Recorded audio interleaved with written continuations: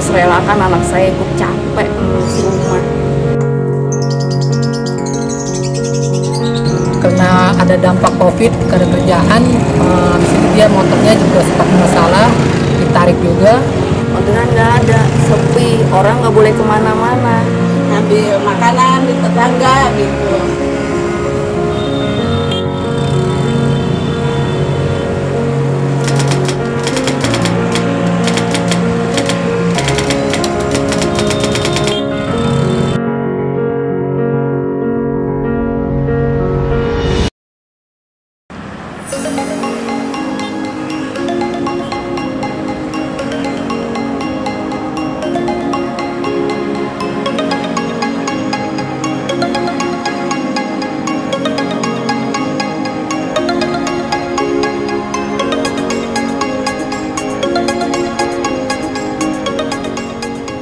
Jakarta masih menjadi magnet bagi kaum urban, tempat mengadu nasib. Bukan hanya bagi yang berpendidikan tinggi, melainkan bagi orang yang juga tidak memiliki keterampilan. Perempuan ini bicara tentang harapan, impian mendapat pekerjaan dan penghidupan yang layak. Di kota Jakarta kemudian menggantungkan nasibnya. Tak punya pilihan, perempuan bernama Indri Retno Putranti asal Semarang, Jawa Tengah ini pun menjadi supir ojek online dengan sepeda motor yang ia kredit.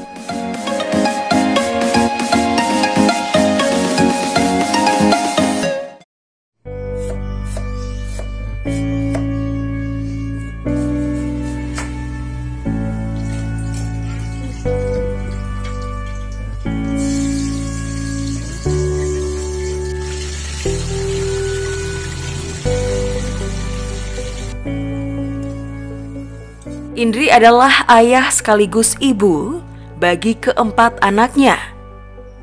Harus mencari uang dan mengurus anaknya sehari-hari.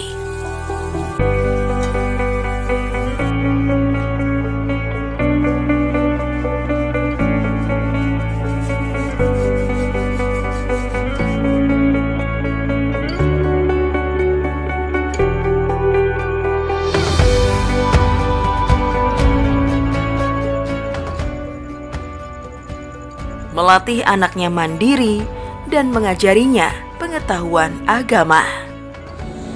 Sebenarnya berat ya, jadi seorang Indri ini. Saya ini ya ibu dan juga sekaligus ayah.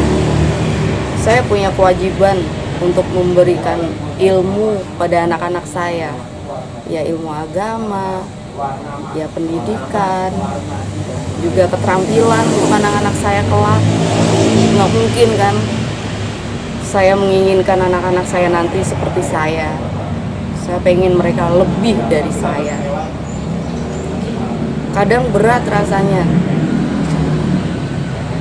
apalagi kalau ingat anak-anak masih kecil. Mereka hanya ya siapa yang mereka andelin, nggak ada. Mereka sendiri aja di rumah, masak, bantu cuci, bersihin rumah, setrika baju. Hampir semua pekerjaan rumah itu mereka lakukan. Mereka saling gotong royong jika saya tidak ada. Ya maksud hati memang ingin meringankan beban ibunya. Tapi jujur itu kan kewajiban saya, tanggung jawab saya sebenarnya. Hanya saja saya juga tidak mampu untuk merangkul semua pekerjaan itu. Saya nggak sanggup. Jadi ya mau nggak mau. Indri tinggal di kontrakan, rumah petak yang sempit dan kumuh di kawasan Bojong Nangka, Jatirahayu, Pondok Melati, Kota Bekasi.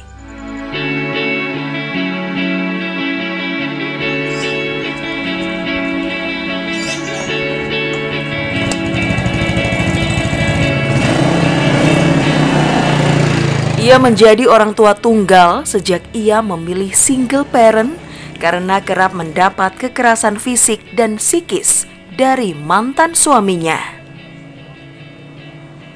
Lebih dari separuh hari waktunya dihabiskan di jalan menjadi supir ojek online. Kadang pergi di saat anaknya masih tidur dan pulang larut malam ketika anaknya sudah tidur.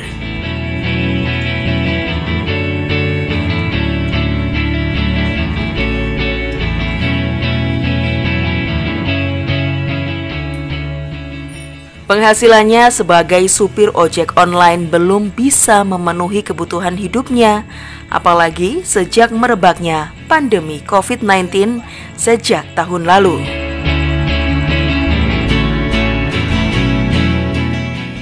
Jangankan membayar cicilan sepeda motor, untuk makan sehari-hari, Indri kesulitan.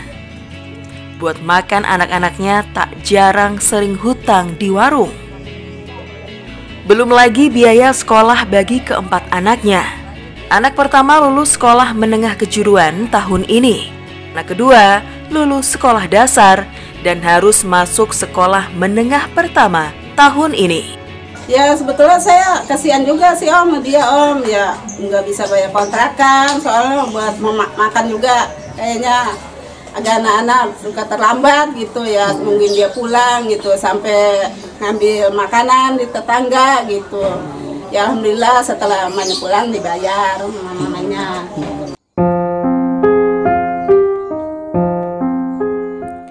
Cobaan hidup tak cukup sampai di sini. Indri harus menerima takdir di saat kebutuhan sehari-hari meningkat, sepeda motor tumpuan mencari uang disita perusahaan leasing karena menunggak. Jadi waktu itu pas narik di Mangga 2 motornya ditarik sama bagian leasing karena nunggak berapa bulan, pas lagi bawa customer dan dia habis itu ngambil motor sewaan per harinya 25.000 dan habis itu berapa bulan kemudian dia dapat kerjaan, tapi dia mengambil motor lagi dalam jangka 2 tahun karena ada dampak COVID, ada kerjaan. Habis itu dia motornya juga sempat masalah, ditarik juga, dan kemudian juga masalahnya juga cukup banyak sih ya, masalah kontrakan yang anaknya kena pelecehan dan sampai dia pindah, dan sampai juga sekarang ini dia nyampe kontrakannya itu cepat diusir juga sekarang karena ininya. Dan sekarang itu dia juga nggak jadi ojol, banyakkan sekarang itu menjahit di rumah buat ngidupin anaknya, ada 4 orang. Kalau motor, iya saya pernah ngambil motor. Cuman karena COVID, mau nggak mau, iya orderan nggak ada, sepi, orang nggak boleh kemana-mana. Gimana saya bisa dapat orderan? Sedangkan saya harus bayar cicilan motor setiap bulannya. Sebulan saya masih bertahan, 2 bulan, 3 bulan apa boleh buat. Akhirnya saya harus merelakan motor satu-satunya diambil sama dealer lagi. Ya setelah itu saya nggak bisa ngojek lagi, nggak bisa cari uang lagi untuk anak-anak.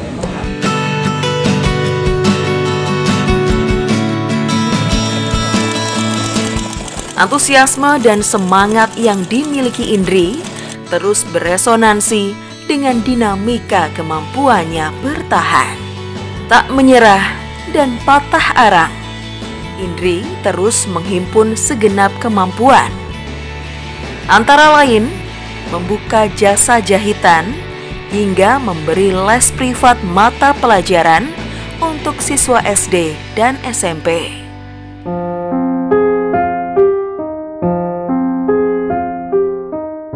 Namun hasil usaha ini juga belum bisa menutupi kebutuhan. Indri terus terperangkap dalam lilitan kesulitan. Ibarat sudah terjatuh, tertimpa tangga pula. Tidak hanya kehilangan penghasilan dari ojol, ia dan anak-anaknya harus angkat kaki dari rumah kontrakan karena tak mampu bayar sewa.